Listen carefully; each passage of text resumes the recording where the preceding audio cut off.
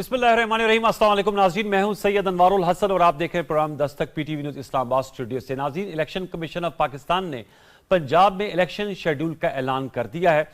ऐलान के मुताबिक 12 से 14 मार्च तक कागजात नामजदगी जमा कराए जा सकेंगे। 22 मार्च तक इनकी जांच पड़ताल की जाएगी। फिर 5 अप्रैल तक कागजात नामजदगी वापस ली जा सकती है। 6 अप्रैल को सियासी जमातों को जो कैंडिडेट्स हैं स्पेशली उनको इंतखाबी निशान अलॉट कर दिए जाएंगे और 30 अप्रैल को पंजाब में पोलिंग होगी। ये चूंकि इस हवाले से बहुत बाज़गश थी कि इलेक्शन शेड्यूल की अनाउंसमेंट पंजाब की हद तक तो आज इलेक्शन कमीशन ऑफ पाकिस्तान ने अनाउंस कर दी है। खैबर पख्तूनख्वा की जहाँ तक बात है तो गवर्नर खैबर पख्तूनख्वा हाजी गुलाम अली साहब और इलेक्शन कमीशन के वफ्द के दरमियान आज मुलाकात हुई, बातचीत हुई और अब इस पर इत्तेफाक किया गया है कि आइंदा हफ्ते गवर्नर साहब तशरीफ लाएंगे इस्लामाबाद और इलेक्शन कमीशन से उनकी हतमी मुशावरत होगी, जिसके बाद फिर एक डेट अनाउंस की जाएगी। गवर्नर खैबर पख्तूनख्वा का ये कहना था कि पंजाब से खैबर पख्तूनख्वा की सूरत मुख्तलिफ है, बिलखसूस अमन आमा के सिलसिले में, और उन्होंने कहा कि ऐसा फैसला करेंगे जिससे आवाम मुश्किल में ना पड़े। तो ये तो हमने आपको अहवाल बता दिया जो खैबर पख्तूनख्वा और पंजाब में सूबाई इलेक्शंस होने हैं। लाहौर में दफ़ा 144 का निफाज है और एहतजाज, रैलियों, जलसे जुलूसों पर पाबंदी है। ताम आज हमने देखा कि पीटीआई ने इस दफ़ा 144 खिलाफ वर्जी करते हुए रैली निकालने की कोशिश की। उसके बाद पीटीआई कारकुनान और पुलिस आमने सामने हो गए, फिर पथराव किया गया, शेलिंग हुई, वाटर कैनन्स लगे, एक अनफॉर्चुनेट सिचुएशन बनी। बारकैफ पीटीआई ने रैली मुलतवी कर दी और अब पीटीआई ने दफ़ा 144 को लाहौर हाई कोर्ट में चैलेंज कर दिया इसके नफाज को और कल ये मामला समाअत के लिए मुकर्रर हो गया है। इकोनॉमिक फ्रंट की अगर हम बात करें तो इस हवाले से खबरें आ रही हैं कि हुकूमत और IMF के दरमियान स्टाफ लेवल एग्रीमेंट रवां हफ्ते तय पा जाएगा और अगर ये एग्रीमेंट इंशाल्लाह हो जाता है तो इसके बाद पाकिस्तान को 1 अरब 10 करोड़ डॉलर जो है वो रिलीज होंगे। अप्रैल में उसकी सिफारिश की जाएगी। फिर अप्रैल में के पहले हफ्ते में एग्जीक्यूटिव बोर्ड अगर इसकी मंजूरी देता है तो वो पाकिस्तान को मिलेंगे। फिर एक अहम मुलाकात जो हुई है जिसकी बड़ी बाज़गश्त है स्पेशली मीडिया मार्केट में आर्मी चीफ और टॉप बिजनेस लीडर्स के दरमियान, जिसमें वजीर ख़जाना सेनेटर इसाक डार साहब भी मौजूद थे। उस हवाले से कहा जा रहा है कि इसमें आर्मी चीफ ने कहा कि पाकिस्तान मुआशी मुश्किलात से इंशाल्लाह निकल जाएगा और पाकिस्तान कायम रहने के लिए है। साथ में क्योंकि उसमें बताया गया है कि सवाल जवाब भी हुआ तो उन्होंने कहा कि सियासी में मदाखलत से दूर हैं। इस हवाले से भी ज़रूर हम गुफ्तगू करेंगे अपने वैल्यूएबल गेस्ट से। इसके साथ साथ हम आपको ये भी बताते चलें कि आज चूँकि 8 मार्च है और ये हकूक़ निस्वां के दिन के तौर पे पाकिस्तान समेत दुनिया भर में मनाया जाता है। यौम ख़वातीन के हवाले से मैं बात कर रहा हूँ तो हम प्रोग्राम दस्तक के प्लेटफॉर्म से ट्रिब्यूट देंगे तमाम तर ख़वातीन को जो हर शोबा ज़िंदगी में अपना लोहा मनवा रही हैं। अल्हम्दुलिल्लाह पाकिस्तान में हम देख रहे हैं कि तहरीक पाकिस्तान से लेकर अब तक अगर अमली सियासत की बात की जाए तो मोहतरमा फातिमा जिन्ना, बेनज़ीर भुट्टो शहीद साहिबा, इसके अलावा दीबत तमाम शोबा ज़िंदगी में ख़वातीन ने अपना नाम और मुकाम कमाया है। आज के दिन मुख्तस किया गया है तो इस हवाले से पाकिस्तान टेलीविज़न ने स्टेट ब्रॉडकास्टर के तौर पे प्रोग्राम्स भी किए। हमने भी अपने प्रोग्राम के इब्तिदाई में रखा है बिलाशुबा ट्रिब्यूट देना चाहिए। पाकिस्तान की निफ़ से ज़ायद आबादी ख़वातीन पर मुश्तमिल है। अगर वो हमारे शाना बशाना खड़ी होंगी तो यकीन जानिए कि पाकिस्तान बहुत सी तरक्की से तय कर लेगा। आज न्यूयॉर्क में इस बड़ी अहम कॉन्फ्रेंस भी हुई वुमेन इन इस्लाम, जिससे वज़ीर ख़ारजा बिलावल भुट्टो ज़रदारी साहब ने खिताब भी किया और उन्होंने कहा, अपनी वालदा का जिक्र किया मोहतरमा बेनज़ीर भुट्टो शहीद साहिबा। उन्होंने कहा कि वो पाकिस्तान और आलम इस्लाम की पहली खातून वज़ीर आज़म थी और उन्होंने ख़वातीन की पार्लियामेंटेरियन कॉन्फ्रेंस भी कराई जिसकी सरबराही की। उन्होंने कहा कि इस्लाम में ख़वातीन को तमाम हकूक़ हासिल हैं और इस हवाले से उन्होंने अफगानिस्तान की हुकूमत से भी अपील की कि वो ख़वातीन की तालीम में जो रुकावटें हायल हैं इनको दूर करें। मरियम नवाज शरीफ साहिबा जो चीफ ऑर्गेनाइजर हैं PMLN की, उन्होंने भी यौम ख़वातीन के हवाले से कन्वेंशन से खिताब किया और उन्होंने ख़वातीन को ट्रिब्यूट दिया और उन्होंने कहा कि PMLN एक मेल डोमिनेटेड पार्टी होती थी लेकिन अब उन्होंने कहा कि ज़ाहिर बात है खुद वो चीफ ऑर्गेनाइजर सीनियर नायब सदर हैं और ख़वातीन जो हैं वो अपना अमली किरदार अदा कर रही हैं। अपनी वालदा कलसूम नवाज मरहुमा को भी उन्होंने याद किया और खराज तहसीन पेश किया। तो इस हवाले से भी हमने कहा कि आपको हम करें आज की नशिस्त में जो मौजूद मेहमान शख्सियत है उनका तारुफ में आपसे करा दे। तो हमें ज्वाइन किया है जनाब सेनेटर राना मकबूल साहब ने। आप मुस्लिम लीग नवाज से आपका ताल्लुक है, मरकज़ ईरान में वीडियो लिंक पे बहुत शुक्रिया नवाजिश। सेनेटर राना मकबूल साहब हमें ज्वाइन किया तैमूर झगड़ा साहब ने, आप साबिक वज़ीर तालीम सेहत और ख़जाना है खैबर पख्तूनख्वा के पाकिस्तान तहरीक इंसाफ के चोटी के रहनुमा। आपका बहुत शुक्रिया तैमूर झगड़ा साहब। आमिर इलियास राना साहब ने हमें ज्वाइन किया है, मारूफ तजियाकार हैं, एक्सप्रेस टेलीविज़न के साथ आप मुंसलिक हैं और बड़े ही अंदर की खबरें भी रखते हैं। तीनों मौसम को फॉर्म वेलकम। मैं आप लोगों की इजाज़त से आमिर इलियास राना साहब से ज़रा गुफ्तगू का आगाज़ करना चाहूँगा। आमिर भाई अस्सलाम वालेकुम। सर, ये पंजाब का शेड्यूल अनाउंस हो गया है इलेक्शंस के हवाले से, खैबर पख्तूनख्वा के हवाले से बताया गया है कि गवर्नर साहब की एक और मुलाकात तय होगी जिसके बाद तारीख आएगी। मैं जानना ही चाह रहा हूँ कि शेड्यूल आ गया है, पूरी टाइमलाइन दे दी गई है, लेकिन जो मीडिया मार्केट में बातचीत चल रही है और जो गुफ्तगू हो रही है, आप जरा इस हवाले से रहनुमाई कीजिएगा। आपको 30 अप्रैल को पंजाब में इलेक्शन होते हुए दिखाई दे रहे हैं आमिर इलियास राना साहब? देखें, जो अब तक की एक्सरसाइज हुई है और सुप्रीम कोर्ट के अहकामात पे इलेक्शन कमीशन ने तारीखें भेजी और सदर मुमलिकत ने तारीख का ऐलान कर दिया, तो तारीख का ऐलान बिल्कुल ठीक हुआ है आईनी पाबंदी के मुताबिक। चूंकि सुप्रीम कोर्ट को पता था कि अब जाहिर है 90 डेज में तो नहीं हो सकते, तो उन्होंने कहा करीब तरीन दे दें और वो 90 दिन की बजाय उससे ऊपर चला गया। जाहिर है उसके लिए आर्टिकल 254 है ही मौजूद इसी काम के लिए कि अगर कोई काम वक्त पे ना हो सके, तो जो वक्त पे नहीं हो सका तो बहुत सारी चीजें कल आया हो जाएंगी जब सेक्रेटरी खजाना और सेक्रेटरी दाखिला इलेक्शन कमीशन में जाएंगे और उन्होंने 2 जवाब देने हैं जो वो पहले 2-3 दफा बता चुके हैं और दे चुके हैं। और वो कह चुके कि जी ना पैसे हैं और दूसरी तरफ फोर्सेस मौजूद हैं या नहीं है। और गवर्नर केपी की आपने सुन ली, बता दी उन्होंने कि जी यहाँ पे रोज मसाइल हो रहे हैं।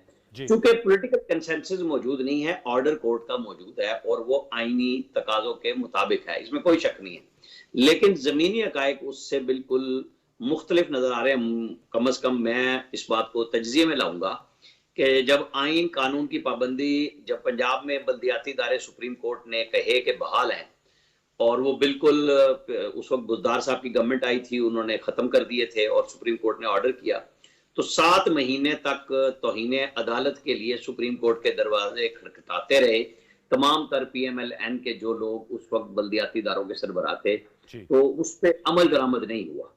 तो वो जो अमल दरामद का होता है ना मसला, असल वो आ रहा है कि जिस तरीके से बताया गया कि 2.5 लाख सिपाही चाहिए हैं पंजाब में और 78,000 सिपाही चाहिए हैं KP में इलेक्शन कराने के लिए, और दूसरी तरफ से जवाब आया ना पैसे हैं और ना ही हमारे पास इतनी अफराधी कुव्वत है, और उसके बाद 81,000 हमारे फौजी इस वक्त मर्दमशुमारी में लग चुके हैं। तो मैं ये जो कह रहा हूँ ना, जमीनी हकायक उस फैसले के साथ नहीं चल रहे। कल आ जाएंगे सेक्रेटरी साहिबान, तो इसके नतीजे में मैं इन सब से मेरी तो यही है, जो मुझे समझ आ रहा है कि 30 अप्रैल को इलेक्शन नहीं होने जा रहे। माहौल PTI बना रही है, मरियम नवाज अपने तंजीमी जलसे, उनको कहें मीटिंग कहें, वो कर रही हैं और अपनी पार्टी में जाहिर है कि वो एक बड़ा अरसा खामोश भी रही, साइलेंट मोड पे जिसे मैं कहता हूँ कि वो रही, और महंगाई ने भी इनको बड़ा बुरा हाल किया है। और PMLN हो, PDM हो, पीपल्स पार्टी हो, सबको इस बात का जवाब तो इलेक्शन में देना है। और PTI का बिल्कुल है इसमें कि जी आप इलेक्शन कराएं, जो जीतता है लोग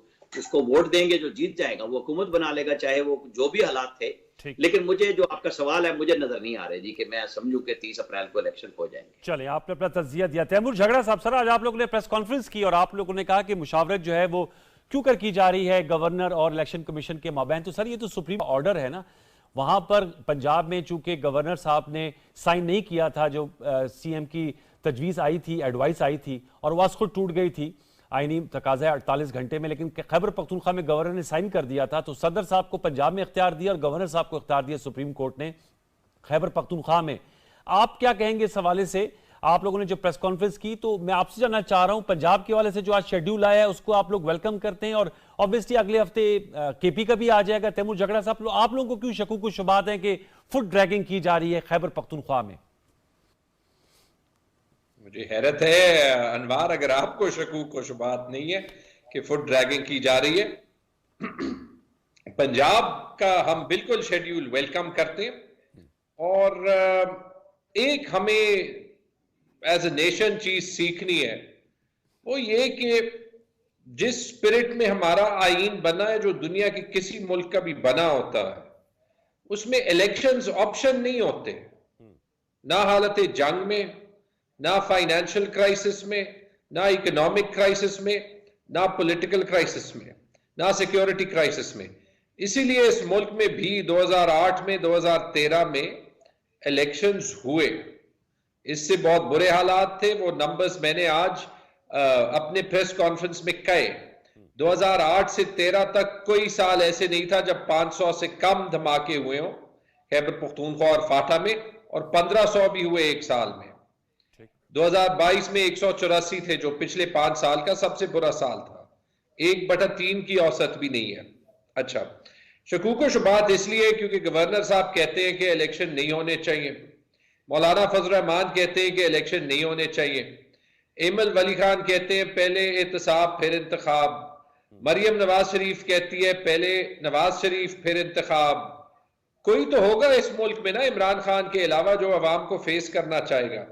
तो प्रेस कॉन्फ्रेंस का यही मकसद था कि अगर गवर्नर आज के बाद भी डेट ना दे, जो उन्होंने नहीं दी, और ये सिर्फ अभी हमने उनकी तनकीद नहीं की, इलेक्शन कमीशन ने भी की है कि आपका काम सिर्फ डेट देना है, और इलेक्शन कमीशन का ओरिजिनल खत भी मौजूद है जिसमें उन्होंने 13 से 17 अप्रैल की डेट जो है वो दी थी। इलेक्शन कमीशन ने गवर्नर को कहा कि आपका काम सिक्योरिटी, पुलिस, सेंसस, इन सारी चीजों में पड़ना नहीं है। तो अभी हम अपनी वकीलों से मशावरत कर रहे हैं कि हम कैसे या इलेक्शन कमीशन को या गवर्नर को कंटेम्प्ट में होल्ड करें, क्योंकि हकीकत यह है कि सुप्रीम कोर्ट का एक फैसला है जिसमें उन्होंने कहा था minimum possible delay. Minimum possible का यही मकसद हो सकता है कि सुप्रीम कोर्ट के फैसले के बाद कल परसों डेट मिल जाए, जैसे पंजाब में मिल जाए, और वो 54 दिन से आगे ना हो, क्योंकि 54 दिन का जो जिक्र है वो इलेक्शन एक्ट 2017 में किया गया, वो खैबर पख्तूनख्वा में नहीं हो रहा। पाकिस्तान का आईन और सूबे की खुद मुख्तारी खतरे में, और इसका रिस्पॉन्सिबल हम गवर्नर और पीडीएम की गवर्नमेंट को ठहराएंगे। ठीक है। सेनेटर राना मकबूल साहब, आपने सुनी तैमूर झगड़ा साहब की बात, उन्होंने कहा इलेक्शन ऑप्शन नहीं है। इलियास राना साहब का था कि ज़ाहिर बात है सेक्रेटरीज को कल बुलाया गया है, वो खबर भी चल रही है, सेक्रेटरी जो है दाखिला है और सेक्रेटरी फाइनेंस और इलेक्शन कमीशन को तमाम एजेंसीज की सपोर्ट होगी इलेक्शन का इनेकाद। आपसे मैं जानना चाहूँगा आप इस हवाले से क्या राय रखते हैं? आप PMLN की नुमाइंदगी कर रहे हैं, झगड़ा साहब तो बड़े क्लियर हैं और उनकी बात से इस हद तक तो सबका इत्तेफाक है कि आइन में 90 दिन ही का लिखा गया है कि इलेक्शन अगर असम्बली तोड़ दी जाए वक्त से पहले तो 90 दिन में, और अगर टेन्योर पे ख़त्म हो तो फिर 60 दिन में। क्या कहेंगे? आपको भी ज़मीनी हकायक और आइनी पोजीशन में फ़र्क नज़र आ रहा है जैसे आमिर इलियास राना साहब को आ रहा है?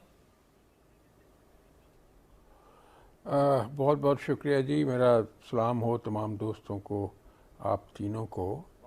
मैं आपसे इजाज़त लेके, चूँकि आज यौम जो है हकूक़ ख़ातीन है, उसके बारे में थोड़ी सी बात करना चाहूँगा। आपने उनके मुकाम और उनके लिए ख़राज अक़ीदत की बात की है। दुनिया के बहुत बड़े इल्म व फ़ज़ल के बादशाह ने ये कहा था ख़ातीन के बारे में, शरफ़ में बढ़ के सुरैया से मुश्त खाक इसकी, शरफ़ में बढ़ के सुरैया से मुश्त खाक इसकी, वजूद ज़न से है तस्वीर कायनात में रंग, और इसी के साथ से है ज़िंदगी का सोज़े दरूं, मुकालमात फ़लातून न लिख सकी लेकिन इसी के शोले से टूटा शरार अफलातून। तो अल्लामा इकबाल जो हैं वो जो औरत को मुकाम देते हैं वो कमाल का है, और हमें भी सबको करना चाहिए। अभी आपने वालदा का जिक्र किया, अनवार साहब यू प्रेस रानव, उन्होंने बिलावल साहब ने वहाँ जिक्र किया, लेकिन दुनिया की सबसे बड़ी हस्ती ने जो जिक्र किया था, बार बार करते थे कि मैं नबी सल्लल्लाहु अलैहि वसल्लम के मैं इशा की नमाज़ पढ़ा रहा हूँ, जमात करा रहा हूँ, और मेरी वालदा अगर मुझे आवाज़ दे कि मोहम्मद मेरी बात सुनो, तो मैं नमाज तोड़ के अपनी वालदा के कदमों में हाज़िर हो जाऊँ और उनकी बात सुनूँ। तो ये है इसके अमल की फ़ौक़ियत और इसकी जो है अलुफ़ जो है अमल का। इसलिए ये जो हमेशा से हमें रहता है कि औरतों के हकूक़ का ख्याल नहीं रखा जाता, हमें सबको इसको अपना दीन और धर्म समझ के करना चाहिए। अब मैं इलेक्शन के बारे में थोड़ी सी बात कर लूँ। अनाउंस हो गया शेड्यूल 58 जो है सेक्शन जो है इसका इलेक्शन एक्ट का, उसके तहत दो चीज़ें, एक तो उसने शेड्यूल जारी करना है, और दूसरा इलेक्शन कमीशन जो है वो कॉम्पिटेंट है कि आफ्टर गिविंग जेन्युइन रीजंस वो उस शेड्यूल में तब्दीली कर सके, उस शेड्यूल को पोस्टपोन कर सके रीजनिंग के बाद। ये उसकी कॉम्पिटेंस में आता है। अभी राणा साहब ने बात की कि कल आएंगे secretary finance and secretary interior, और बाद में हो सकता है सेक्रेटरी प्लानिंग या मिनिस्टर प्लानिंग को भी आना पड़े, ये बताने के लिए कि ये जो हो रहा है सारा, और इलेक्शन कमीशन ही करा रहा है कि सेंसस भी हो रहा है और सेंसस के बाद कॉन्स्टिट्यूएंसीज की डिमार्केशन होनी है, जिसके ऊपर 35 अरब रुपया लग रहा है। तो क्या हम ये अफोर्ड कर सकते हैं कि 35 अरब यहाँ दें और फिर यहाँ इस इलेक्शन में दें और फिर जनरल इलेक्शन में दें? अगर सुप्रीम कोर्ट ने फैसला करना ही था तो फिर सारा जनरल इलेक्शन का कर देते हैं कि भी नेशनल असेंबली का भी कराओ और प्रोविंशियल असेंबली का भी कराओ। नहीं, वो तो नहीं टूटी। ये हमारा मुल्क ये लक्ष्य नहीं कर सकता। राणा साहब कथा कलामी के लिए माजरत, कौमी असेंबली और बलूचिस्तान वही मैं बात कर रहा हूँ ना जी, इंटैक्ट है ना। मेरी एक अर्ज सुन ले। बात यह है कि आइन ये नहीं कहता कि कोई चीज़ आप बगैर रैशनैलिटी के, बगैर सुगेसिटी के, बगैर सेंसिबिलिटी के, एक आदमी उठता है, उसकी विम्स में आता है, किसी के प्रेशर में आता है, वो कहता है जी मैं असेंबली तोड़ता हूँ। वो खुदा के लिए आइन की ये स्पिरिट है। He has to give the genuine reason for that. आप क्यों आइन को मिसयूज कर रहे हैं? और फिर एक सेपरेट डिसीजन आया, आपके 7 जजों में से 4 ने इख्तलाफ किया इसके साथ। तो बात करने की ये है कि ये तो वही हो गया जैसे 63A वाला मामला हुआ था। आज तक सब देख रहे हैं कि कोई समझने में नहीं बात आ रही। इसलिए इस जजमेंट को रिव्यू करना चाहिए, चाहे कोई पिटीशन में जाए या अदरवाइज, या पूरे का पूरा जो है। सर लेकिन अब तो पंजाब का शेड्यूल भी अनाउंस कर दिया ना राणा साहब, रिविजिट करें। सर अब तो इलेक्शन कमीशन ने अनाउंस कर दिया ना। मैं कर रहा हूं शेड्यूल की बात जो है ना, ओहो शेड्यूल आगे भी जा सकता है। अच्छा, जो 58 सेक्शन है इसका, हाँ यस, इलेक्शन एक्ट का, वो रीजनिंग देने के बाद इसको जितना जरूरी समझे उसको पोस्टपोन कर सकता है। ये इलेक्शन कमीशन की ये एक कॉम्पिटेंस है। आप इंशाल्लाह आप उसको मुताला करेंगे अब इसके बाद, तो आपके सामने ये बात आ जाएगी। लेकिन मैं नहीं समझता कि इससे इसके रेपरकशंस को अच्छे होंगे। भाई आप इकट्ठा, छोटा सा मुल्क है, गरीब मुल्क है, आप इकट्ठा इलेक्शन कराएं। ये क्या हुआ कि एक आदमी ने कह दिया जी मुझे असेंबली पसंद नहीं है, मैं अंदर प्रेशर हूं, तो जाए असेंबली सारी की सारी। भाई कोई रीजनेबल बात होनी चाहिए, कोई रैशनैलिटी के ऊपर बात होनी चाहिए, कोई विजडम की बात होनी चाहिए। अब कर दिया है तो इसका मतलब यह है कि सारी कौम भुगते, इसको रिव्यू करें, इसको रिविजिट करें। अच्छा, मेरा व्यू तो ये है। अच्छा, बाकी आप जो समझते हैं कि ठीक है सर, ये जो दो चीजें, झगड़ा साहब का ये था कि इमरान खान साहब के अलावा कोई बात अवाम का सामना करने के लिए तैयार नहीं है, इसलिए लैतोलाल से काम लिया जा रहा है। राणा साहब, राणा मकबूल साहब, एक हाइपरबोलिक स्टेटमेंट है, ये हाइपरबोलिक स्टेटमेंट है, ये एक पॉलिटिकल स्टेटमेंट है। अवाम के सामने जाना नहीं है। मुस्लिम लीग नून ने तो अलाउंस किया हुआ है कि we are into elections, we are running the campaign, और mobilisation of people is on.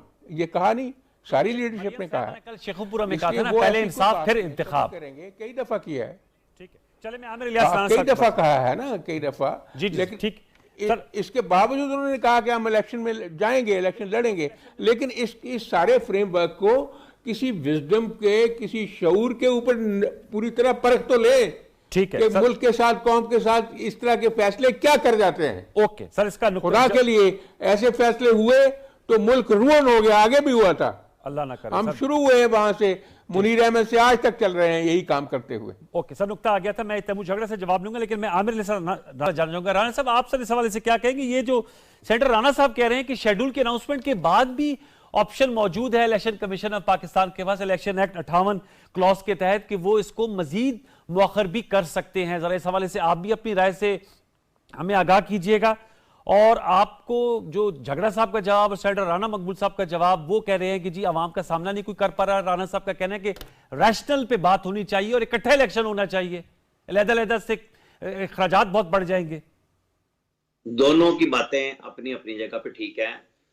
Taimur झगड़ा साहब की जो बात है वो बिल्कुल आइन के पैरामीटर्स के अंदर फॉल करती है, और राणा साहब जो कह रहे हैं कि वो आर्टिकल कानूनी, मतलब कानून के एक्ट के मुताबिक बात कर रहे हैं। लेकिन इशू ये है कि एक्ट के ऊपर हावी होता है आइन, जो 90 दिन की पाबंदी करा रहा है। और जिसमें शेड्यूल आ गया वो तो अब देखे ना, मोहतरमा बेनजीर भुट्टो की असैसिनेशन जब हो गई थी तो 1 महीना इलेक्शन आगे चले गए थे। जो सिचुएशन इस वक्त तक नजर आई और जो लेटेस्ट अभी आई है वो ये भी है कि 10 तारीख को सेक्रेटरी डिफेंस और डायरेक्टरेट ऑफ मिलिट्री ऑपरेशंस उनके लोगों को इलेक्शन कमीशन ने बुलाया और 13 तारीख को पंजाब के चीफ सेक्रेटरी और आईजी को बुलाया कि वो पंजाब के अंदर जो पहले ये दोनों आ चुके हैं, मैं आपको बात बता रहा हूँ कि पहले secretary interior, secretary finance, ministry of defence और पंजाब, ये सारी एक एक्सरसाइज हो चुकी थी जिसके मैंने आपको बताया था कि उन लोगों ने क्या कहा था कि हमें क्या चीजें चाहिए और किसी ने बताया कि हमारे पास ये लोग इतने मौजूद नहीं है। तो अब इलेक्शन कमीशन को दायरा शेड्यूल देने के बाद ये लोग चाहिए। सुप्रीम कोर्ट का ऑर्डर मौजूद है, राणा साहब कह रहे हैं स्प्लिट है और मेरी राय में भी है, क्योंकि अगर आप पनामा केस देखें तो 5 पहले बेंच में बैठे थे, 2 ने कहा नवाज शरीफ डिस्क्वालीफाई है, फिर 3 ने बाद में फैसला किया। बेंच तो खत्म हो गया था लेकिन उन दोनों को भी बिठा के 5 का फैसला अनाउंस किया गया। तो अब जो 4-3 की बात हो रही है, क्योंकि 2 जजेस साहिबान ने रजाकाराना तौर पे अपना कोई कमेंट किए बगैर अपने आप को विड्रा किया था 9 रुकनी बेंच से, और जो 2 जजेस गए जिसमें एक में अथर मिन्नल्ला ने तो फैसला दे दिया था कि 184(3) के तहत नहीं हो सकता, और जो मंदुखेल साहब थे उन्होंने उसके तहत उसको ऑन भी किया और साथ चीफ जस्टिस ऑफ पाकिस्तान से कहा कि अगर वो मुझे बिठाना चाहें तो बेंच पे रखें, लेकिन वो डिसीजन देंगे जो फुट नोट में मौजूद है, असल जो फैसला है। और उसके ऊपर कल से ये गुफ्तगू भी शुरू है कि ये फैसला अभी तक सर्टिफाइड इशू नहीं हुआ, क्योंकि राना मकबूल साहब जो बात कर रहे हैं तो इनकी पार्टी के वजीर कानून और फिर गवर्नमेंट के अपने जो अटॉर्नी जनरल है वो भी 4-3 की बात कर रहे हैं। तो उन लोगों ने तो कहा था कि हम तो तशरीह के लिए नहीं जाएंगे, जिसने करानी है करा ले। तो ये पॉइंट को मेरा ख्याल है वेट कर रहे हैं सारे लोग के जब वो अटेस्टेड फैसला मिल जाए, लोगों को जारी हो जाए, तो फिर उसके अंदर मजीद नुकात भी आ जाएंगे सामने, क्योंकि फैसला तो हो चुका है, अटेस्टेड कॉपियां मिलनी है। तो गवर्नमेंट ने अगर चैलेंज करना होगा इस तरीके से कर सकती है। पीटीआई के पास तैमूर झगड़ा साहब ने बिल्कुल ठीक बात कही कि हम देखेंगे कि तौहीन अदालत में इलेक्शन कमीशन को लाएं, गवर्नर को लाएं, लेकिन जहां तक मैं समझता हूं गवर्नर और सदर इन दोनों को इस्तिस्ना हासिल है, और इसीलिए उमर सरफराज चीमा उस वक्त अपनी मर्जी से आइन और कानून से खेल रहे थे, और आज पीडीएम के गवर्नर दोनों केपी में भी और पंजाब में उसी तरह खेल रहे हैं जैसे उमर सरफराज चीमा सूबे में खेल रहे थे, और सदर साहब अपने इख्तियारात पीटीआई के चेयरमैन के ताबे ला के यूज करते हैं। वो कहते तो हैं कि मेरी अपनी राय है, जैसे पीटीआई के जब उस वक्त चेयरमैन वजीर आजम थे, उन्होंने जस्टिस फायद ईसा के खिलाफ केस किया तो उन्होंने रजू किया कि वो मेरी गलती थी, लेकिन सदर साहब ने तो नहीं कहा आज तक कि वो मेरी गलती थी। सदर साहब ने गलत डेट दी थी, वो भी वापस की सुप्रीम कोर्ट ने। तो सदर मुमलिकत भी वही काम कर रहे हैं जो कोई पार्टी का कोई भी अच्छा फाल रुकन करता है, और गवर्नर्स भी खेल रहे हैं, और इस खेल में सारा पाकिस्तान आ गया है। अगर राणा साहब कह रहे हैं तो इन्हें भी आगे बढ़ना चाहिए, क्योंकि इमरान खान की तो डिमांड है और उनकी डिमांड ये है कि इलेक्शन होने चाहिए। अब अगर कोई रास्ता निकलना है, या तो सुप्रीम कोर्ट से निकलेगा कि जी आप सारे इलेक्शन कब तक डिले कराना चाहते हैं, तो ये जब तौहीन अदालत चलती है, सुप्रीम कोर्ट या फिर आज खुद नोटिस दोबारा लेती है कि हमने एक ऑर्डर किया था, गवर्नर केपी उसको ओबे नहीं कर रहे, तो फिर वही जजेस बैठेंगे, फिर दोबारा सवालात आएंगे। मेरा ख्याल है मसला काफी बढ़ेगा। मैंने इसीलिए ये सारी चीजें सोच के कही थी बात आपको कि मुझे 30 अप्रैल वाले पंजाब के तो इलेक्शन नजर नहीं आ रहे। चले एक छोटा सा वक्फा लेते हैं, वक्फे के बनाएंगे तो जरा साहब के सामने नुक्ता रखेंगे जो सेंटर राना मकबूल साहब ने उठाया है कि एक छोटा मुल्क है, मतलब पाकिस्तान माशाल्लाह तो बहुत बड़ा मुल्क है, लेकिन स्प्लिट इलेक्शंस की जगह क्या बेहतर नहीं कि इकट्ठे इलेक्शन हो जाएं, ताकि जो अखराजात आएंगे उस पर। कल भी हमारे शो में नेशनल सेंसस कमिश्नर थे और वो बता रहे थे कि एक बड़ी बहुत ह्यूज एक्सरसाइज हो रही है और 30 अप्रैल को वो मुकम्मल होगी, उसके बाद नई हल्का बंदियां बनेगी, उसके बाद इलेक्शन करा लिए जाएं, तो क्या बेहतर नहीं होगा? क्या इस हवाले से सियासी जमातें आपस में कोई बातचीत कर सकती है इलेक्शन फ्रेमवर्क के हवाले से? इसकी कोई मुमकिनात है? एक छोटा सा वक्फा, दोबारा लौट कहते हैं, हमारे साथ रहिए।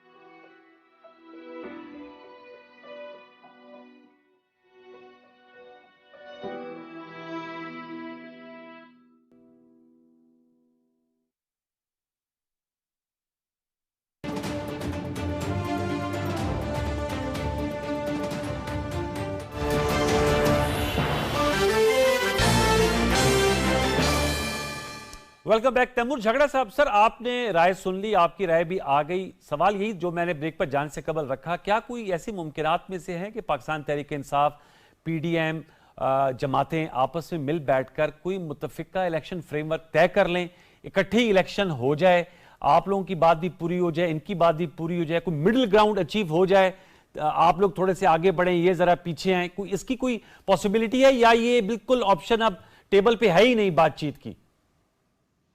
मैं आपका जवाब देता हूं, लेकिन साथ जो 3-4 पॉइंट रेज हुए हैं जी जी उनको भी जो है वो मैं डील करता हूं।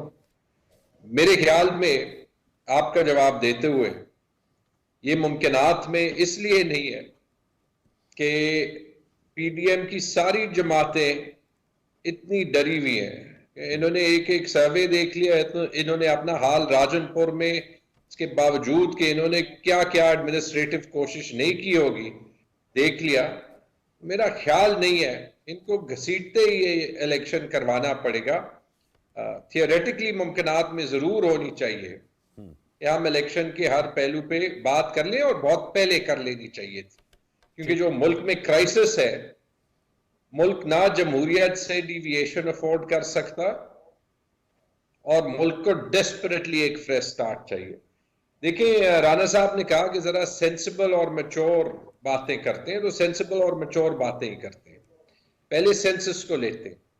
ये जो सेंसस होता है ना जी, this is a means to an end. Election census पे डिपेंडेंट नहीं होता। सेंसस होता है ताकि वो इलेक्शन को फैसिलिटेट करे। पाकिस्तान के आईन में ये लिखा है कि इलेक्शन होगा लास्ट अप्रूव्ड सेंसस पे। लास्ट अप्रूव्ड सेंसस 2017 का है। इलेक्शन शेड्यूल पंजाब में आ चुका है। अब ये चीज जो है वो लॉक हो गई। अच्छा, सेंसस से दूसरी बात याद आई, पैसों की। पैसों से याद आया कि इन्होंने खुद अभी कहा कि सेंसस के लिए इन्होंने 35 अरब रुपए दिए। अब ये जस्टिफाई कर लें कि सेंसस के लिए जो 35 अरब रुपए हुकूमत दे सकती है, वो पंजाब और केपी में मिल के 2 इलेक्शंस के लिए 20 अरब रुपए नहीं दे सकती। और ये फैक्चुअल पोजीशन है, क्योंकि हमने साल पहले 3.8 अरब में केपी के लोकल गवर्नमेंट इलेक्शन आप बता रहे हैं कतरकलामी माजरत के खैबर पख्तूनख्वा और पंजाब में टोटल खर्चा 20 अरब रुपए है सर इलेक्शंस का। इलेक्शन कमीशन की स्टेटमेंट है, और मैं आपको ये कागज दिखा दूंगा कि आज से साल पहले हमने खैबर पख्तूनख्वा में लोकल गवर्नमेंट के इलेक्शन कमीशन को 3.8 अरब रुपए दे दिए थे। और उसमें आपको पता है हमारे एक वीसी पे, विलेज काउंसिल पे 7 कैंडिडेट्स खड़े हो। ओके, कॉस्ट पे बात हो गई, और ये कॉस्ट का कोई मसला नहीं है। मेरे हिसाब में पिछले 3 महीनों में, चूंकि ये डेवलपमेंट का खर्चा सूबों में जो है वो बंद हो जाता है, तो खैबर पख्तूनख्वा में कोई 40 से 50 अरब और पंजाब में यानी 150 अरब 200 अरब रुपए की सेविंग होगी, क्योंकि डेवलपमेंट खर्चा बंद हो जाता है। उसमें 20-30 अरब रुपए निकालना कोई बड़ी बात नहीं है। ये जो बात है ना कि इलेक्शन एक साथ हो, ये डिजायर्ड आउटकम जरूरी है, जरूर एक डिजायर्ड या ऑप्टिमम आउटकम है, और ये वफाकी हुकूमत के हाथ में ही है, क्योंकि वो आज चाहे तो नेशनल असेंबली तोड़ दें और मुल्क में सारा क्राइसिस ही खत्म हो जाएगा, और जिसको अवाम चाहेगी वो ले आएगी। लेकिन ये आईन में नहीं लिखा, और पाकिस्तान में जो आईन का स्ट्रक्चर है वो यही है कि जो सूबों को पाकिस्तान के ढांचे के नीचे जो खुद मुख्तारी देता है आईन के मेकर्स ने, इसीलिए सूबे के चीफ मिनिस्टर को यह इख्तियार दिया कि वो असेंबली तोड़ सके, कि उसके पास एक्चुअली ये पावर हो। इंडिया में पहले 4 इलेक्शन साहब कतरकलामी माजरत, सुप्रीम कोर्ट में जब केस चल रहा था तो उस वक्त जस्टिस मंसूर अली शाह साहब और अथम मिनल्ला साहब ने नुक्ता उठाया था कि जब सीएम के पास पावर तो दी गई है, लेकिन कोई सही तौजीह भी तो होनी चाहिए ना कबल अज़ वक्त असेंबली तोड़ने की। उस पे मैं आता हूं जी। अगर आप पार्लिमानी सिस्टम्स को देख लें ना, तो पार्लिमानी सिस्टम में ये इख्तियार चीफ एग्जीक्यूटिव को इसलिए दिया जाता है कि बहुत कम ऐसे मौके होंगे कि एक चीफ एग्जीक्यूटिव जो है वो अपनी असेंबली तोड़ना चाहेगा। 2 ही वजूहात हो सकती हैं, या डिसफंक्शनैलिटी जो पूरे पाकिस्तान में इकोनॉमिक डिसफंक्शनैलिटी थी, और या कि एक चीफ एग्जीक्यूटिव को इतना एतमाद हो कि मैं दोबारा इलेक्शन में आऊंगा। और ये प्रेसिडेंट्स इंडिया में मौजूद है, ये प्रेसिडेंट्स बरतानिया में मौजूद है, जिसपे हमारा पार्लियामेंट्री सिस्टम बेस्ड है और अभी मौजूद है। 2019 में टेरेसा मे ने असेंबली तोड़ी थी और सिर्फ इसलिए तोड़ी थी कि उनकी मेजॉरिटी ज्यादा हो जाए। This is itself is enough of a reason. Rana साहब मेरे से बहुत ज्यादा एक्सपीरियंस सियासतदान है, तो मेरे ख्याल में इससे अतर मिनाल्ला साहब का सवाल का भी जवाब जो है वो आ गया। ठीक है, अगर इसको हम इन अ नटशेल खुलासा इसका करें ना, तो एक इन्होंने स्टेटमेंट दी थी, ये तो किसी ने इनको एडवाइस कर दी कि साथ ये कहते जाएं कि हम इलेक्शन से नहीं डरते और इलेक्शन की तैयारी कर रहे हैं, लेकिन अफसोस के साथ एक्चुअल जो रियलिटी में है वो ये जो इन्होंने कहा था कि हम हर हरबा इस्तेमाल करेंगे कि इलेक्शन ना हो, तो वो आज हम जो है वो सबूत उसका हम बल्कि टीवी पे भी देख रहे हैं। इंटरनेशनल वुमेन्स डे था, इंटरनेशनल वुमेन्स डे पे मैं भी जो खवातीन का मकाम है दुनिया में और जो पाकिस्तान में होना चाहिए तो मैं भी सराहता हूँ। राना साहब ने बड़ी जबरदस्त बातें की, लेकिन जो प्रैक्टिकली इन्होंने इंटरनेशनल वुमेन डे पे हमारे खवातीन को तोहफा दिया ना, इस्लामाबाद में भी और लाहौर में कनाल रोड पे भी, अच्छा। उससे पता चल गया कि इस्लामाबाद और पंजाब की पुलिस और पीडीएम की हुकूमत हमारे मुल्क के खवातीन को कितने वैल्यू में रखते। चलें, ये आपने गुफ्तगू की। सेनेटर राना साहब भी जरूर जवाब दीजिएगा, चूंकि आपका पुलिस से तो ज़ाहिर बात है, आप you have been the IG inspector general police as well, वो आज के हवाले से बात करना चाह रहे होंगे, क्योंकि ज़ाहिर बात है इस्लामाबाद का भी जो नाखुशगवार वाक़या हुआ उसमें भी इस्लामाबाद के पुलिस ऑफिसर की गुफ्तगू सुनाई दे रही है, और साथ में पंजाब में जो पीटीआई के कारकुनान ने रैली निकालने की कोशिश की थी दफ़ा 144 के होने के बावजूद। और दूसरा सर वो नुक्ते को दोहरा रहे हैं कि वो इलेक्शन में जाना चाह रहे हैं और आप लोग बकौल तैमूर झगड़ा साहब के हर हरबा इस्तेमाल कर रहे हैं इलेक्शन ना होने का, इसलिए बातचीत नतीजा खेज ही नहीं हो सकती, क्योंकि एक फरीक चाह रहा है कि हर सूरत जल्दी इलेक्शन हो और आप लोग उनके मुताबिक चाह रहे हैं कि इलेक्शन ना हो। देखें जी, बात जो इलेक्शन की है ना, प्रूडेंस एक फंडामेंटल चीज़ होती है जिससे चीज़ों के फैसले होते हैं। अगर आप ये बाई पार्ट इलेक्शन कराएंगे, अब प्रोविंशियल असम्बलीज बन जाएंगी, फिर आप नेशनल असम्बली का कराएंगे, इर्रिस्पेक्टिव ऑफ अखराजात और हैसल, आप बताएं कि पोलराइजेशन कितनी बढ़ जाएगी, आप मुझे ये बताएं। और फिर ये है कि ये इलेक्शन आप पुरानी जो है सेंसस पे कराएंगे और अगले इलेक्शन नई सेंसस पे कराएंगे जी, ये क्या बात हुई भाई? आप क्या 4-5 महीने इंतज़ार नहीं कर सकते? ये फेडरल गवर्नमेंट की तरफ से सीनियर लोगों ने, बल्कि इंटीरियर मिनिस्टर को मैंने सुना है मीडिया पे कहते हुए कि आप आ जाएं, हम बैठ के इसका कोई तस्फिया कर सकते हैं। ये मैंने खुद सुना है कि इलेक्शन जो है इकट्ठे हो जाएं, इसमें ही मुल्क की बेहतरी है और इसी में सबकी बेहतरी है। राणा साहब मुझे थोड़ा वरना मैं आपको बता दूं, अगर आपने सर ये मुझे समझेगा, आप कहते हैं कि मिलकर अब सर कैसे होंगे? आइन में क्या कोई एक्सटेंड किया जा सकता है? 90 दिन में तो डेट आ गई ना 30 अप्रैल की, और कौमी असम्बली आप लोग कह रहे हैं कि अपने वक्त पे डिसॉल्व होगी। किया जा सकता? मैंने आपको मैंने अर्ज किया है कि इलेक्शन कमीशन जो है वो competent to postpone the elections. Schedule के बाद वो नया शेड्यूल जारी कर सकता है। पढ़े तो सही जो उसका सेक्शन 58 है इलेक्शन एक्ट का, ये एनविजन्ड है। जो ये जो कहते हैं ना सबऑर्डिनेट लेजिस्लेशन है ये सबऑर्डिनेट लेजिस्लेशन ही तो आइन को ज्यादा एक्सप्लेन करती है। ये एक्सप्लेन किया गया है उसमें, ठीक है, उसको स्टडी करें और जो चीज भी प्रोपराइटी के ऊपर पूरी उतरती हो वो करनी चाहिए, वो मुल्क के लिए, मुल्क के। लेकिन सर सवाल यही था ना कि एक फरीक तो नहीं चाह रहा ना, ठीक है, एक्स्ट्रा करने से एक फरीक नहीं चाह रहा, पीटीआई कतई तौर पर नहीं। फिर यही है तो सारे फरीकों को अनवार साहब एक इशू के ऊपर कन्वर्ज करके एक मुतफिका फैसला करना चाहिए। फिर रुकावट गवर्नमेंट ये कह रही है कि हम इस पे बातचीत करने के लिए तैयार हैं, तो क्यों नहीं आप बातचीट करते? तो क्यों आप इसको बढ़ाते हैं? सर उस बातचीत की अब आज ये जो लॉ एंड ऑर्डर की सिचुएशन हुई है, जी प्लीज जी बात कीजिएगा। लॉ एंड ऑर्डर की सिचुएशन हुई है जो आप फरमा रहे हैं, बात यह है कि आपको याद होगा, आप तो शायद छोटे होंगे, हम तो देखते रहे हैं कि जब दफा 144 लगती थी ना सर, तो बड़ी बड़ी पार्टीज जुलूस निकालती थी उस वक्त भी, लेकिन जुलूस इस तरह चलता था कि 4 आदमियों से ज्यादा ग्रुप नहीं बनता, 5 आदमियों से ज्यादा ग्रुप नहीं बनता था, क्योंकि उसमें कतगन ये है कि 5 से ज्यादा आप नहीं हो सकते। तो यानी हजारों कतारें बनती थी 4-4 आदमियों की, 4-4 आदमियों की, और वो मार्च करते थे, अपने बैनर्स भी उनके पास होते थे, लेकिन जो 144 जो है उसको वायलेट नहीं करते थे। ओके, ये तो अब इट्स फ्री फॉर ऑल।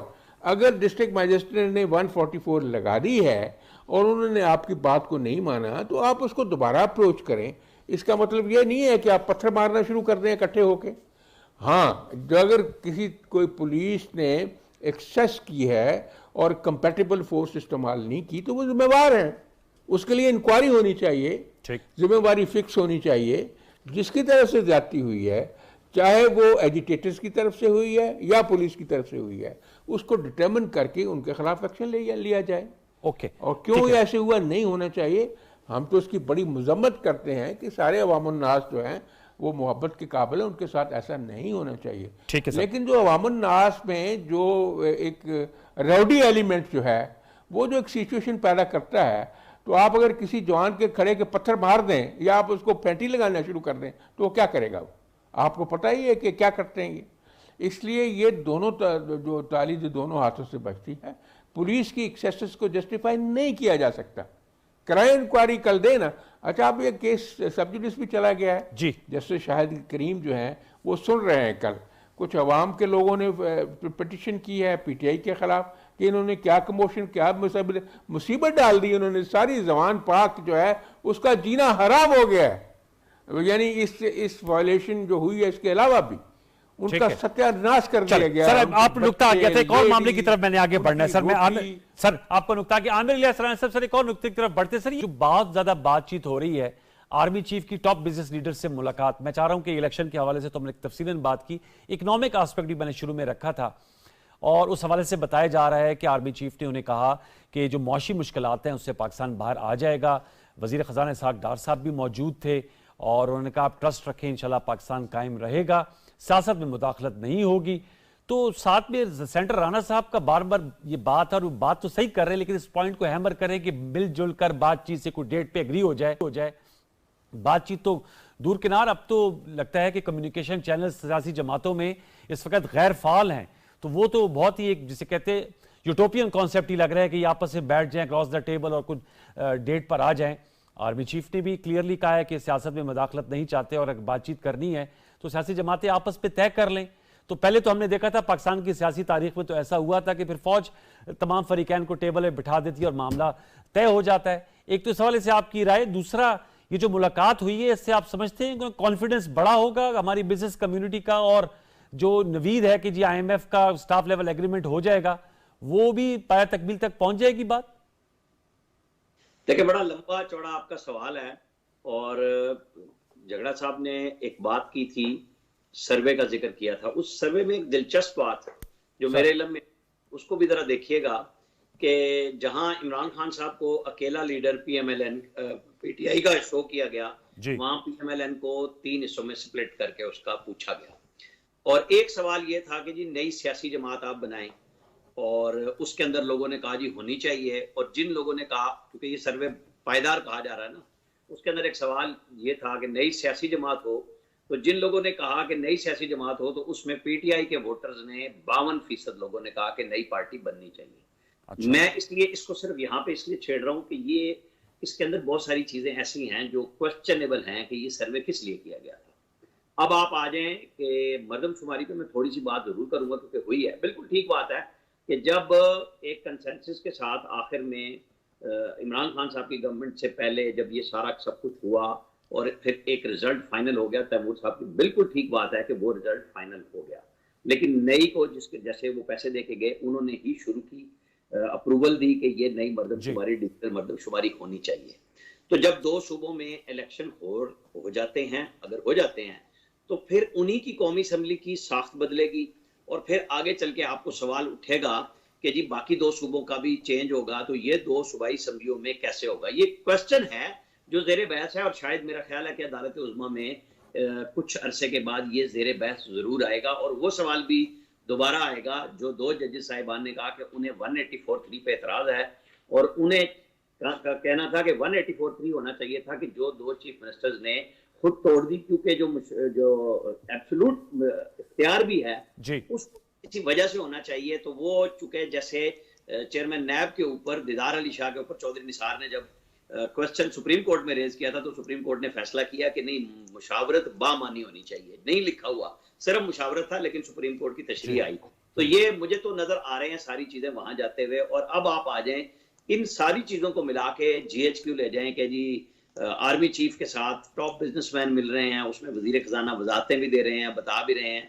जाहिर है वो सिचुएशन उसमें कहीं ना कहीं वो जो ऑडियो के ऊपर तैमूर झगड़ा साहब भी उसमें थे मौजूद, शौकत तरीन साहब के साथ, और जो अब MNA मुंतखब हुए हैं मोहसिन लगारी, उन्होंने तो क्वेश्चन बड़े ही अदब और एहतराम के साथ, जैसे वो वैसे भी नॉर्मल बात करते हैं, उन्होंने ये किया था कि कहीं इससे पाकिस्तान के मफादात को तो नहीं नुकसान पहुंचेगा। तो शौकत तरीन साहब का जवाब भी सामने आया, वो भी FIA की इंक्वायरियां सारों की हो रही हैं, पूछ रहे हैं कि कहीं पे कोई बंदा पूछ ही बैठता है कि भाई आप लोग गुस्से में कहाँ चले गए। तो ये जो हमारी सियासी एलीट है, वो चाहे इस वक्त इक़्तिदार में है और जो दूसरी आज हिज़्ब इख्तिलाफ में है, ये कोई काम ऐसा करने के लिए क्यों तैयार नहीं है कि भाई ये पाकिस्तान हम सबका है। ये जो एलीट है, इनके पैसे भी बहुत हैं, इनके पास डॉलर भी बहुत है, पौंड भी बहुत है। ये मैं और आप हैं जो पाकिस्तानी रुपए में, जिसके ऊपर कायदे आज़म की तस्वीर है, जो रोजाना की बुनियाद पर डी वैल्यू हो रहा है, वो मरे। ये जो बड़ी एलीट आर्मी चीफ के पास भी पहुंची है, यकीन मान लें इसमें आम आदमी कहीं नहीं है। ये सारे एक्सपोर्टर्स होते हैं, इन्होंने रिबेट लेना होता है और रिबेट के बदले में जो डॉलर कमाते हैं ये पाकिस्तान नहीं लाते। ये आज तक सब सियासी जमातों में जितने बड़े, आप इमरान खान की उठा के देख लें लिस्ट, आप नवाज शरीफ की उठा के देख लें, आप शहबाज शरीफ की देख लें, सारे एडवाइजर यही लोग हैं, यही आर्मी चीफ से मिल रहे हैं, यही जनरल बाजवा से भी मिलते थे। आज बहुत सारे लोगों ने क्वेश्चन किया है कि आर्मी चीफ मिल क्यों रहे हैं, उनका मैंडेट क्या है। और ये वो सारे सवाल उठाने वाले थे जो उस वक्त कहते थे कि जनरल बाजवा भी तो इस पाकिस्तान के आर्मी चीफ हैं, उन्हें भी तो पाकिस्तान की फिक्र है। तो हमें कहीं ना कहीं एक कंसेंसस इवॉल्व करना पड़ेगा जो हमारे इशूज हैं, और उसी बुनियाद पे मैं बार बार कह रहा हूं कि मुझे नहीं नजर आ रहे इस तरह इलेक्शन होते हुए, क्योंकि पाकिस्तान इस तरह चल नहीं सकता। आइसोलेशन में आप कोई भी काम करेंगे तो गड़बड़ होगी। हमें थोड़ा सा रास्ता निकालना पड़ेगा, वरना लोग निकालेंगे जिन्होंने निकालना है और आएगा। क्योंकि इस तरह हम नहीं चल सकते जिस तरह हमें अब बताया जा रहा है कि 2 सूबों में करा दें, लोगों का मैंडेट आ जाएगा। पहले 4-9.5 साल KP में PTI रही है, 4.25 साल यहाँ ये रहे हैं, PMLN रही है। नतीजा हमारे पास अल्टीमेटली है कि हम सब बहुत नीचे चले गए हैं, आम आदमी की गुर्बत का किसी को फिक्र ही नहीं। ये बहुत अहम नुकता उठाया आपने सर। मैं तैमूर झगड़ा साहब सर आपसे जानना, बातचीत का आपने कहा कि थ्योरेटिकली तो बातचीत होनी चाहिए, क्या वजह है कि प्रैक्टिकली नहीं हो सकती? खान साहब का ये बात आई है मीडिया में कि उन्होंने कहा कि वो तो आर्मी चीफ से मुलाकात के लिए तैयार हैं, वहां से जवाब नहीं आ रहा। उनसे आप लोग बातचीत के लिए तैयार हैं, तो PDM से बातचीत के लिए क्यों नहीं तैयार? क्या वजह है? वो आपके सियासी हरीफ हैं। अभी आपने भी तैमूर झगड़ा साहब इलेक्शन लड़ रहे हैं, आपके मदे मुकाबिल जाहिर बात है ANP या PMLN या पीपल्स पार्टी का कोई कैंडिडेट तो होगा ना। तो अगर आपस में सियासत में मुकाबला तो होता है, दुश्मनी तो नहीं होती, बातचीत तो फिर भी हो सकती है, कोई मिनिमम कॉमन एजेंडा तो हो सकता है ना? बिल्कुल हो सकती है। और एक तो मेरे ख्याल में शायद वजह यह है कि हुकूमत इसमें काफी बिजी है। एक रेस उन्होंने लगाई हुई है कि उन्होंने कैबिनेट की तादाद ज्यादा जल्दी बढ़ानी है या इमरान खान के अगेंस्ट केसेस ज्यादा जल्दी बढ़ाने हैं। एक की तादाद 85 है, एक की शायद आज 77 है, आई डोंट नो आज 78, 69, 79, 80 अगर और ज्यादा हुए हो। बड़ी क्लोज रेस जा रही है कि कौन सेंचुरी को पहले पहुंचेगा। मेरे ख्याल में अगर उस मसरूफियात से हुकूमत फारिग हो जाए तो शायद वही जमान पाक पुलिस भेजने के बजाय कोई भेज दे के इलेक्शन के डेट पे बातचीत कर ले, क्योंकि उस पे तो बातचीत हो सकती है, हमारे सेक्रेटरी जनरल और बहुत से सीनियर लीडर्स ऑन रिकॉर्ड है।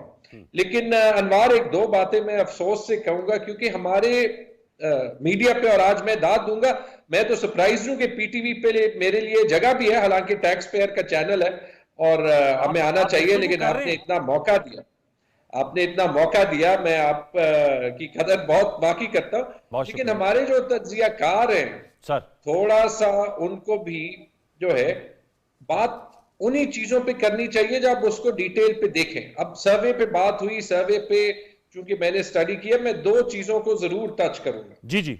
एक, अगर किसी को स्टेटिस्टिक्स का पता हो ना, तो जो सवाल मुख्तलिफ लीडर्स पे किया गया था, वो PMLN का वोट 3 गुना नहीं, जो है 3 जगह नहीं स्प्लिट किया गया था। अच्छा। वो 6 लीडर्स के बारे में एक ही सवाल अलग-अलग किया गया था। आई नो कि एहसन इकबाल ने उसको ट्विस्ट करने के लिए ऐसे कराया है। अगर तीनों का स्प्लिट किया गया था तो इमरान खान के 60%, PMLN के 90%, बिलावल के 30%, ये तो 100% से ज्यादा बनते हैं ना। हो नहीं सकता, थोड़ा सा देखना चाहिए। वो तो जो PMLN का सर्वे था वो ये दिखाता है कि जो नवाज शरीफ के बचे कुछ वोटर्स हैं मरियम का नाम या शहबाज शरीफ का नाम सुन के वो भी भाग जाते हैं 4-5%।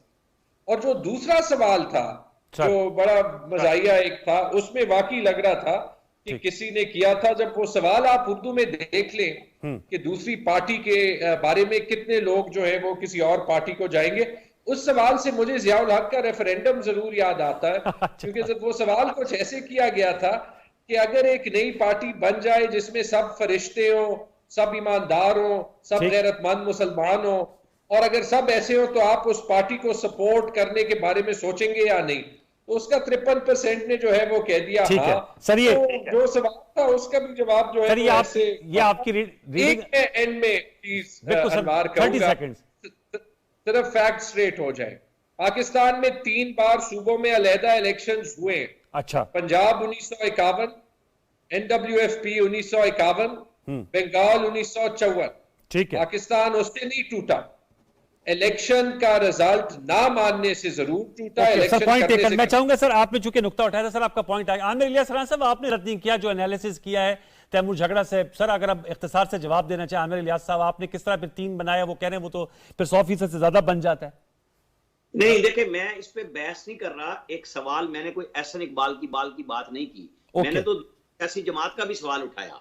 ठीक है। कि मुझे इसके ऊपर पूरे के ऊपर क्वेश्चन है कि ये किस तरह बनाया गया है कि वो सियासी पार्टियां जो मौजूद हैं उनका कुछ और सिस्टम है, एक नई पार्टी बनने जा रही है, उसके लिए बहुत ओवरवेलमिंग। एक तरफ एक लीडर को बहुत ज्यादा लोग अप्रिशिएट कर रहे हैं कि जी इमरान खान बहुत अच्छे हैं, उसको उसी की पार्टी के लोग 52% कैसे कह रहे हैं ओके जी नई पार्टी सर आ गया। राना बाब सर, आप ये उन्होंने कहा 3 दफा तैमूर झगड़ा साहब ने कहा अलहदा इलेक्शंस हुए 1951, 54 और एक और भी 49 गालिबन। उनका खैबर पख्तूनख्वा, फॉर्मर बांग्ला ईस्ट पाकिस्तान और पंजाब में। तो उनका ये कोई नई बात नहीं है, पाकिस्तान में हो चुके हैं। सर अगर राना मकबूल साहब क्लोजिंग कमेंट्स आप दे दें इस नुक्ते पे। देखें जी, ये इसी सिस्टमैटिक पॉलिसीज का तो नतीजा निकला है ना जी। यही तो उन्होंने किया था, मुनीर ने जो फैसले किए थे। ठीक है। और बाद में जो इस तरह होता रहा है अपनी मर्जी से तो हुआ है। ये एक इकट्ठा मुल्क है, इकट्ठा इलेक्शन होना चाहिए।